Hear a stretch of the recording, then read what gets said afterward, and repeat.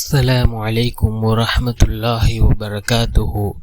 الحمد لله الذي نحمده ونستعينه ونستغفره ونؤمن به ونتوكل عليه أما بعد. அன்பிற்குரிய அல்லாஹ்வின் நல்லடியார்களே, அன்பு சகோதரர்களே, நாம் தொடர்ச்சியாக பார்த்து வரக்கூடிய துஆக்களினுடைய திக்ருகளினுடைய தொகுப்பில் இன்று நாம் பார்க்க இருக்கின்ற விடயம் என்னவென்றால், இன்றைய தினம் ஃபஜ்ருடைய தொழுகையை தொழுதுவிட்டு இந்த துஆவை ஓதி நாம் அல்லாஹ்விடம் பிரார்த்தனை செய்வோம். இந்த துஆவை ஓதுவதன் மூலமாக அல்லாஹ் ஜல்ல சுப்ஹானஹு வ தஆலா நம்முடைய வாழ்க்கையில் உள்ள கஷ்டங்களை அல்லாஹ் நீக்குகின்றான், கவலைகளை நீக்குகின்றான், துன்பங்கள் பிரச்சினைகள் அனைத்தையும் அல்லாஹ் இந்த துஆவின் மூலமாக நீக்குகின்றான். அப்படிப்பட்ட மிகச்சிறந்த ஒரு துஆவை தான் நாம் இன்றைய வீடியோவில் பார்க்க இருக்கின்றோம். அன்பார்ந்தவர்களே, அல்லாஹ்வின் நல்லடியார்களே, அதிகமானோர் நம்முடைய சேனலை சப்ஸ்கிரைப் செய்யாமல் பார்த்து கொண்டிருக்கின்றீர்கள். நீங்கள் சப்ஸ்கிரைப் செய்து லைக் இடுவதன் மூலமாக நமது சேனலில் உள்ள வீடியோக்கள் இன்னும் பல சகோதரர்களுக்கு கொண்டு போய் சேர்க்கப்படும்.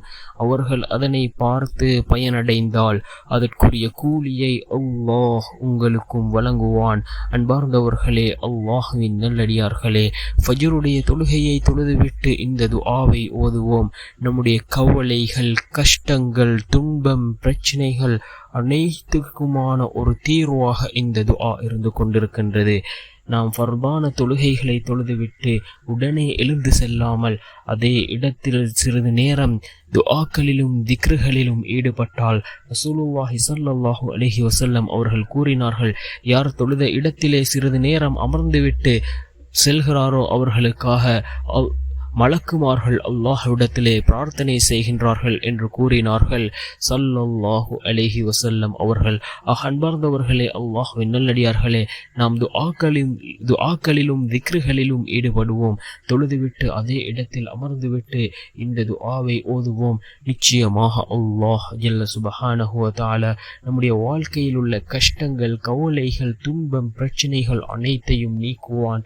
என்ன துஆ என்றால், اللهم رحمتك أرجو فلا تكلني إلى نفسي طرفة عين وأصلح لي شأني كله لا إله إلا أنت. اللهم رحمتك أرجو فلا تكلني إلى نفسي طرفة عين وأصلح لي شأني كله لا إله إلا أنت. يا الله, நான் உனது கருணையை எதிர்பார்க்கின்றேன். கண் இமைக்கும் நேரத்திற்கு கூட நீ என்னை உன் பொறுப்பிலிருந்து என் பொறுப்பில் விட்டு விடாதே. என் விவகாரங்கள் அனைத்தையும் எனக்காக நீ சீர்படுத்துவாயாக. வணக்கத்திற்குரிய இறைவன் உன்னை தவிர வேறு யாரும் இல்லை என்று பொருள்படக்கூடிய இந்த துஆ மிக முக்கியமான ஒரு துஆவாக இருந்து கொண்டிருக்கின்றது.